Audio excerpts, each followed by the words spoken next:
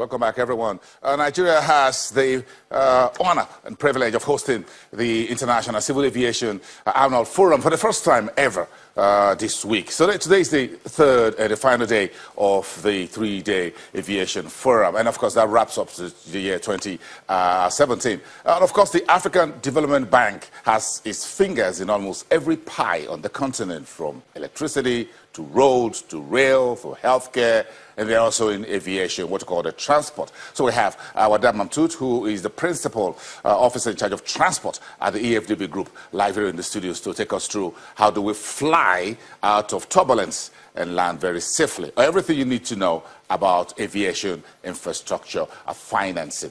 Good morning, madam. It's good to have you here. Thank you. Good morning. Why is the AFDB at this particular ICAO conference? Thank you for having us. The African Development Bank, as you know, the Bank of Africa, is responsible for development of various infrastructure across the continent. My department, which is responsible for transport infrastructure, is responsible for everything relating to transport, and aviation is a key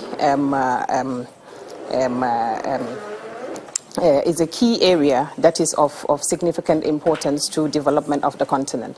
One of the high five priorities of the African Development Bank is on regional integration.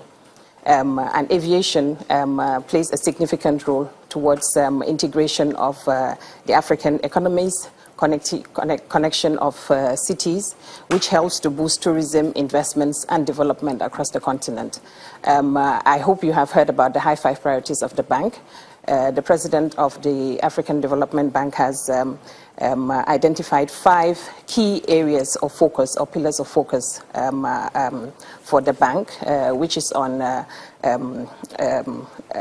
do you call it? Light Up and Power Africa, Feed Africa, Industrialize Africa, Integrate Africa, and Improve the lives of Africans. So aviation forms a key part of that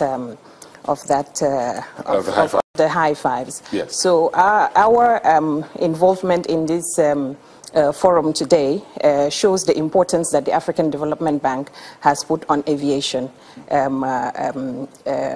And across the continent, there are a number of projects that we have supported in infrastructure development, in aviation safety, in training and capacity building, etc. In the course of the discussion, I will highlight some of these areas. If you look at the state of transport infrastructure in Africa, what picture do you see when you sit in your office and you go across 54 countries? The infrastructure varies across the continent. In respect to aviation, there are a number of hubs that you see across the continent.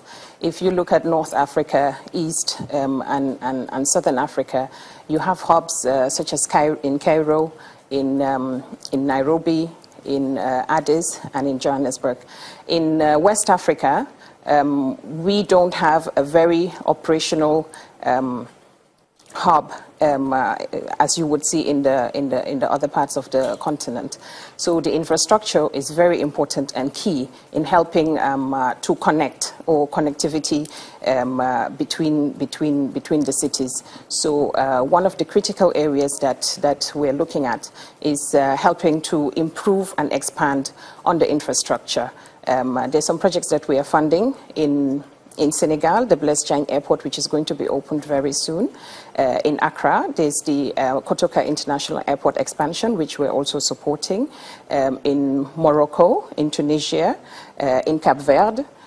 So these are some of the infrastructure that we're helping to expand or develop, and it's going to contribute significantly in improving reliable and safe transfer. You didn't mention Nigeria. At this stage, no, but Lagos is a very important potential hub, or a hub actually for West Africa.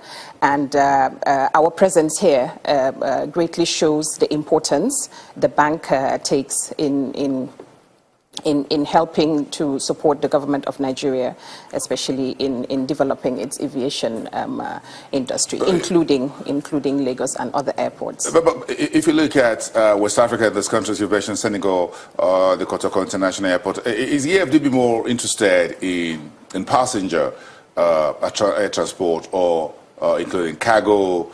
Because it's not just enough to fly people across who look through the aircraft windows and say, oh, what a beautiful place Africa is, but we need to move goods as well, even though they're not a few industrial products, perhaps raw materials and things like that. What part of the aviation infrastructure value chain are you intervening? Actually, we are involved in the entire value chain, in the ecosystem. You talk about cargo. Of course, when we talk about movement, we talk about movement of passengers as well as goods, and the trade potential of the aviation industry cannot be underestimated. We see the importance of the flower export industry in East Africa, and we know that aviation has played a critical role in that regard.